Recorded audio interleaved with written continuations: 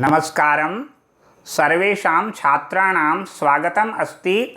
अद्य वयं स्नातकद्वितीयवर्षस्य कक्षायाः अन्तर्गते प्रथमप्रश्नपत्रे अभिज्ञानशाकुन्तलस्य विषये पठिष्यामः। नमस्ते विद्यार्थियों, पिछले वीडियो में हमने अभिज्ञानशाकुन्तलम नामक नाटक के प्रथम अंक के कुछ श्लोक कर लिए थे। आज उसके पश्चात आगे का प्रारंभ कर रहे हैं। तत्साधुकृतं संधानम प्रतिसंहर सायकम। तो आपने जो ये है अच्छा किया है, जो इसलिए जिसका निशाना भली भांति साधा गया है, अपना वह बाण आपने धनुष से उतार लें, क्योंकि आपका हथियार जो है वह किसके लिए है? पीड़ितों की रक्षा के लिए है। ये यहाँ पर वैखानस जी जो है बताना चाह रहे हैं। तो वैखानस जी का कथन क्या है? तत्साधु कृतम, आपने बहुत अच्छा किया।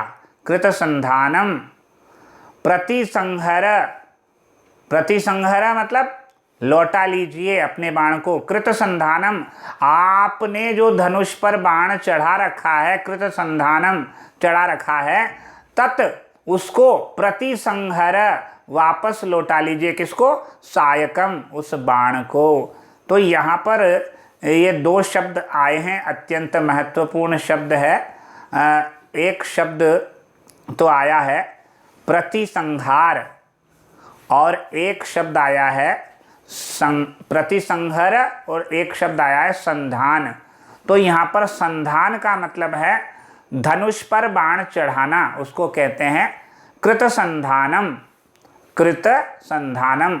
और दूसरा शब्द है प्रतिसंहर, प्रतिसंहृत, प्रतिसंहर का मतलब है वापस उतारना, धनुष को वापस लौटाना, बाण को वापस लौटाना। तो प्रतिसंहर। तो यहाँ पर ये कहा तत् साधु कृतम संधानम प्रतिसंहर सायकम आर्तत्राणाय वह शस्त्रम न प्रहर्तुम अनागसी, प्रहर्तुम अनागसी। ये पूरा श्लोक यहाँ पर होता है। वापस से एक श्लोक पढ़ लेते हैं। तत्साधुकृतं संधानम प्रतिसंहर सायकम आर्तत्राणाय वह शस्त्रम न प्रहर्तुम अनागसी। ये दूसरी लाइन यहाँ से देख रहे, आर्तत्राणाय वह शस्त्रम न प्रहर्तुम अनागसी। ये यहाँ पर ये श्लोक ये कहना चाहता है, तो जो आपका यह धनुष है जिसका निशाना भली भांति साधा जा चुका है, अपने उस बाण को धनुष से उतार लीजिए। प्रतिसंहर, उतार लें। क्यों उतार लें? उसका कारण बता रहे हैं। आपका जो हथियार है वो आर्तत्राणाय, वह पीड़ितों की रक्षा के लिए है, न कि किसके लिए? निरपराध प्रहार करने के लिए। निरपराध प्राणियों पर प्रहार करने के लिए आपका शस्त्र नहीं है। आपका शस्त्र काय के लिए होता है? आपका शस्त्र पीड़ितों की रक्षा के लिए है। अतः आप इस पर जो आपने बाण चढ़ा लिया है इस हिरण पर, इसे मारने के लिए, इसे पुनः उतार लीजिए। अन्वय से ये श्लोक समझ में आ जाएगा। तत् साधु कृतम, आपने अच्छा किया। क्या?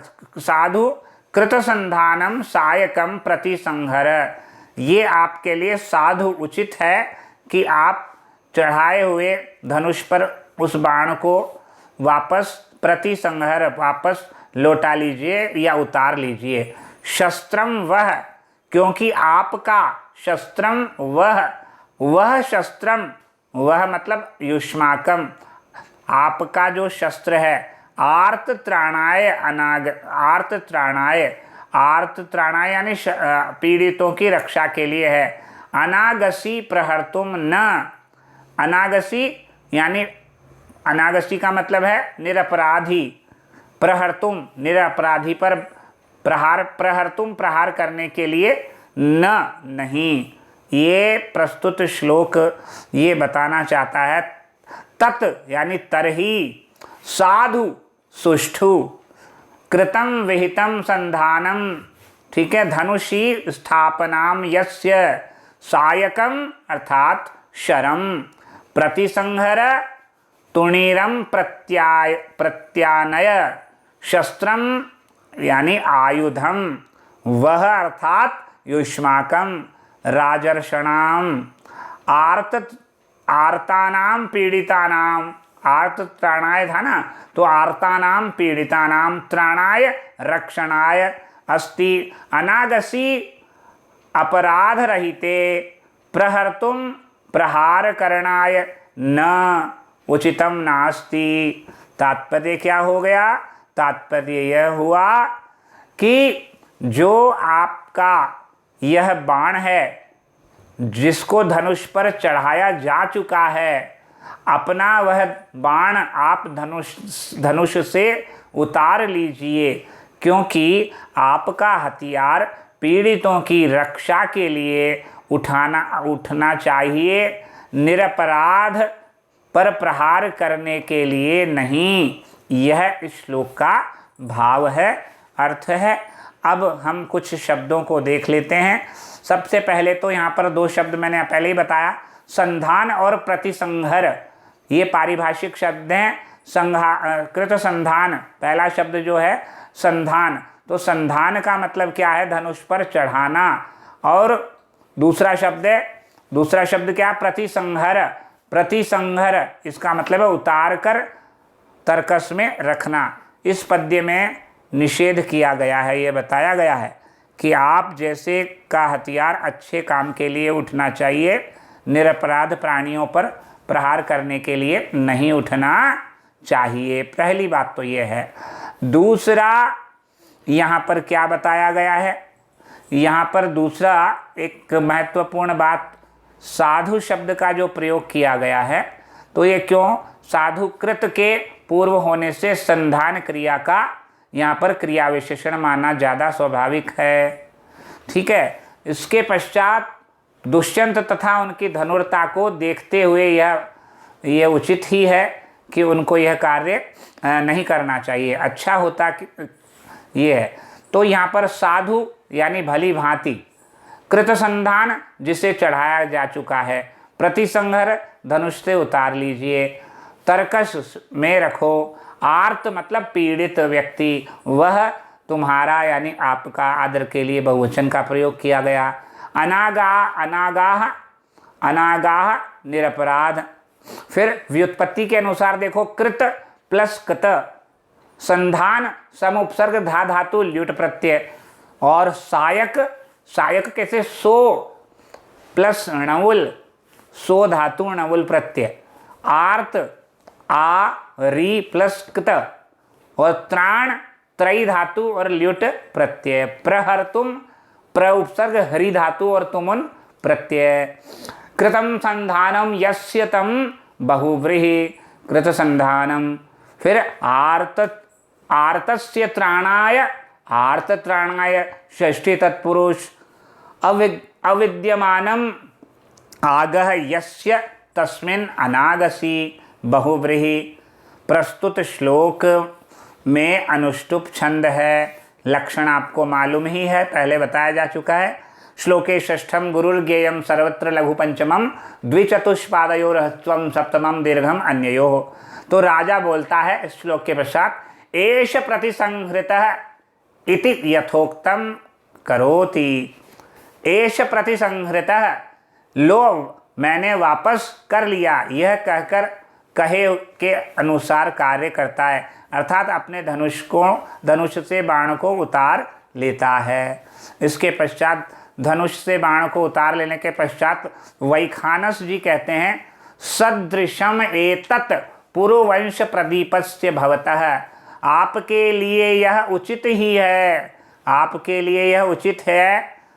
वैखानस ये कहते हैं कि पुरुकुल के दीपक आपके अनुरूप ही है यह कार्य, जो आपने निरपराध पर बाण चलाने से जो आपने अपने आप को रोक लिया, यह कार्य आपके लिए उचित ही है। इसलिए लिखा है सदृशम एतत् सदृशम, यह कार्य पुरुवंश प्रदीपस्य, पुरुवंश के कुलदीपक भवतः आपके योग्य ही कार्य है।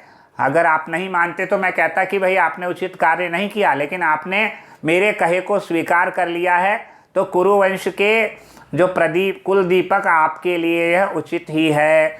वैखानस ये कहना चाहते हैं यह पुरु कुल के दीपक आपके अनुरूप ही आपने यह कार्य किया है, जो मेरा कहना मान लिया है। अब यहाँ पर एक श्लोक जो है वो यहाँ पर आता है, जन्म यस्य पुरु वंशे युक्त रूपम इदम तव पुत्रमेवं गुणोपेतम चक्रवर्ती आपनुहि। प्रस्तुत श्लोक में वैखानस जी राजा को आशीर्वाद प्रदान कर रहे हैं। क्या आशीर्वाद दे रहे हैं? सबसे जन्म यस्य पुरो वंशे युक्तम रूपम इदम तव, इसका मतलब है आपका जो जन्म है वो पुरुकुल में उत्पन्न, आपका जन्म पुरु वंश में उत्पन्न हुआ, आपका जन्म पुरु वंश में उत्पन्न हुआ है, आपका जन्म पुरु वंश में हुआ है, यह आपका जन्म पुरु वंश में हुआ है, इसीलिए यह आपके लिए उचित है। आप क्या प्राप्त करो, ये आपके गुणों के अनुरूप ही है, इसलिए पुत्रम एवं गुणोपेतम, इसी प्रकार के गुणों से युक्त पुत्र को चक्रवर्तीनम, चक्रवर्ती पुत्र को अवाप्नुहि प्राप्त करो। युक्तम रूपम इदम तव, जन्म यस्य पुरो वंशे युक्तम, जिसका जन्म पुरो वंश में हुआ है वह उचित ही हो आप। इदम तव पुत्रम एवं, इस प्रकार के पुत्र को गुणोपेतम चक्रवर्तीनम आपनुहि, चक्रवर्ती पुत्र को तुम प्राप्त करो, वैसे ही तुम चक्रवर्ती पुत्र को प्राप्त करो, यहाँ पर ये बताना चाहते हैं। अब इसको अगर आप समझेंगे तो आप इसको अच्छे से समझ सकते हैं। जिसका जन्म, यस्य जन्म, जिसका जन्म पुरुवंश में, पुरुवंशे अभवत कुल में हुआ है, उनके लिए यानी आपके लिए यह अत्यंत उचित है। रूपमिदम, उचित ही है। इस प्रकार से एवं, इस प्रकार से गुणोपेतम, इसी प्रकार के गुणों से युक्त चक्रवर्तीनम, चक्रवर्ती पुत्र को अवाप्नुहि प्राप्त करो। तात्पर्य है यस्य जन्म पुरोह वंशे, जिसका जन्म पुरु वंश में, पुरु के कुल में हुआ है, तस्य तव कृते, वह आपके लिए, इदम युक्तम रूपम, वह आपके लिए उचित ही है। क्यों उचित है? एवं गुणोपेतम, इसी प्रकार के आपके ही समान गुणोपेतम, गुणों से युक्त चक्रवर्तीनम पुत्रम, चक्रवर्ती पुत्र को अवाप्नुहि, आपनुहि यानी प्राप्त करो। यहाँ पर उन्हें वो आशीर्वाद दे रहे हैं। कौन आशीर्वाद दे रहे हैं यहाँ पर राजा को? यहाँ पर राजा को वैखानस जी आशीर्वाद दे रहे हैं। यहाँ पर तापस दुष्यंत की सराहना करते हुए पुरुवंश को उजागर करने वाला बता रहे हैं। इस तरह न केवल उनकी तारीफ यानी प्रशंसा कर रहे हैं, अपितु कुल मात्र की तारीफ भी कर रहे हैं। केवल उनकी ही तारीफ नहीं कर रहे, उनके वंश की भी प्रशंसा कर रहे हैं। यहाँ पर तपस्वियों के प्रति आदर भाव रखने वाले होते राजा हैं। यहाँ पुरु को वंश प्रवर्तक बताते हुए उनके वंश की प्रशंसा की गई है। चंद्र वंश में उत्पन्न होकर पुरु की श्रेष्ठता से पुरुवंश चला। चंद्र वंश में, कौन से वंश में? चंद्र वंश में उत्पन्न होकर पुरु की श्रेष्ठता से पुरुवंश चला। जिस प्रकार रघु से सूर्य वंश में रघुवंश चला। अत्रि के पुत्र सोम चंद्र वंश के आदि पुरुष हैं। अभी ये चंद्र वंश के बारे में बता रहे। अत्रि के पुत्र सोम चंद्र वंश के आदि पुरुष हैं। इस वंश में सोम, बुध, पुरुरवा, आयु, नहुष और ययाति बहुत प्रसिद्ध राजा हुए हैं। ययाति के 5 पुत्र थे, जिनमें से यदु और पुरु बहुत प्रसिद्ध हुए और वंश प्रवर्तक हुए। पुरुवंश में तमसु, अनिल, दुष्यंत और भरत प्रसिद्ध राजा हुए। कौन कौन से हुए? पुरुवंश में 4 राजाओं के बारे में बता रहे हैं। पुरुवंश में तमसु, दूसरा अनिल, तीसरा दुष्यंत और चौथा भरत प्रसिद्ध राजा हुए। पुरु की 19वीं पीढ़ी में दुष्यंत और 20वीं पीढ़ी में भरत हुए। यह महाभारत से हमें जानकारी प्राप्त होती है। ये जो मैंने आपको बताया भरत के कुल का वर्णन महाभारत में प्राप्त होता है। यहाँ पर प्रदीप शब्द सदृश के लिए प्रयुक्त हुआ है। पुरोह वंशस्य षष्ठी तत्पुरुष प्रदीपस्य तत्पुरुष। अब यहाँ पर इस श्लोक का अर्थ तो आप समझ ही गए कि जिनका जन्म पुरु के कुल में हुआ है उस आपके लिए अत्यंत उचित ही है इस प्रकार के गुण से युक्त आप चक्रवर्ती पुत्र को प्राप्त करो। तो यहाँ पर शब्द है पुरोह वंश्य, पुरोवंश्य तव इदम, ठीक है। युक्तम युज धातु कत प्रत्यय, गुणोपेतम गुणानाम पे गुणों उपेतम, गुण प्लस उपेतम, उपेतम उपसर्ग ऋण धातु और कत प्रत्यय। चक्रवर्ती नम पुत्रम आपनुहि, आपनुहि में आप धातु है, आप धातु है और इसमें कौन सा लकार है? आपनुहि लोट लकार, लोट लकार मध्यम पुरुष एक वचन का रूप है। संस्कृत में अगर देखेंगे यस्य भवतः दुष्यन्तस्य जन्म उत्पत्ति पुरोह याति पुत्रस्य पितृभक्ति शिरोमणेः गुरो भक्तस्य वंशे कुले बभूव तस्य तव भवतः दुष्यन्तस्य कृते इदम् एतत् तापस अनुरोध रक्षण रूपम कार्यम युक्त रूपम अतिशयेन युक्तम उचितम एवं एतादृशैः गुणैः उपेतम युक्तम चक्रवर्तीनं राजाधिराजम। चक्रवर्ती का मतलब होता है राजाधिराज। पुत्रम सुतम आपनुहि लभस्व। यहाँ पर पुरुवंश न कहकर पुरोरवंश्य कहा गया, पुरुवंश कहा गया है। अब कुछ शब्दों का यहाँ पर आपको बता देता हूँ। उसका कहानी तो मैंने आपको पुरुवंश का पूरा परिचय यहाँ पर बता दिया था। अब यहाँ पर एक शब्द आया है चक्रवर्ती। अब आप कहेंगे कि ये चक्रवर्ती कैसा सम्राट होता है, चक्रवर्ती क्या होता है? तो ये जो चक्रवर्ती है एक पारिभाषिक शब्द है। चक्र का अर्थ होता है भूमंडल, राज्य अथवा मंडल या सेना। तो वर्ती का अर्थ होता है रहने वाला या चलाने वाला, चलाने के स्वभाव वाला। इस प्रकार चक्रवर्ती का पूरा लक्षण अगर हम करेंगे, चक्रम राज समूहम वर्तयितुम चालयितुम प्रशासितुम शीलमस्य चक्रवर्ती। चक्रम सैन्यम वर्तयितुम सर्वभूमौ चालयितुम शीलमस्य चक्रवर्ती।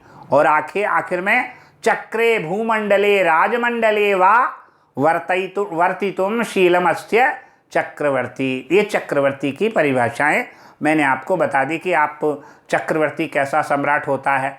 कई प्रकार के सम्राट होते हैं, तो चक्रवर्ती सम्राट का लक्षण है मैंने आपको यहाँ पर बता दिया है।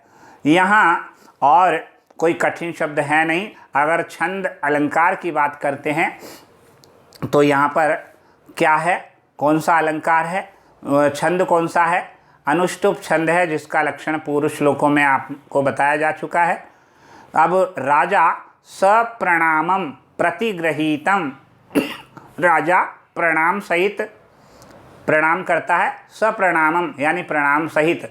राजा प्रणाम सहित क्या कहता है? शिरोधार्य है, शिरोधार्य है आपकी आज्ञा जो आपने कहा।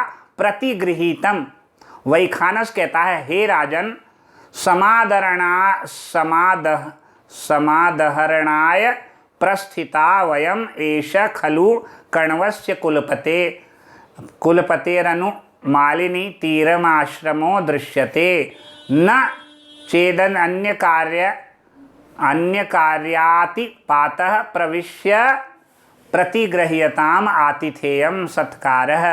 ये कह रहे हैं कि शिरोधार्य कर लिया राजा ने, तो कह दिया ठीक है आपने जैसा कहा, मैंने बाण को उतार लिया। इसके पश्चात यहाँ पर जो आता है वो कहते हैं तपस्वी वैखानस जी क्या कहते हैं? हे महाराज समिधाएं लाने के लिए हम रवाना हुए हैं। हम किसके लिए रवाना हुए हैं?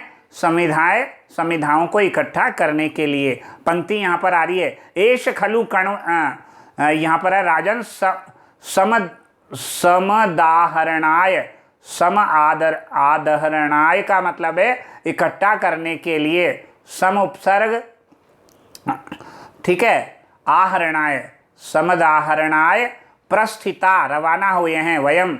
एष खलु कण्वस्य कुलपतिरनु मालिनी तीरम आश्रमो दृश्यते, यह सामने, यहाँ समीप ही महर्षि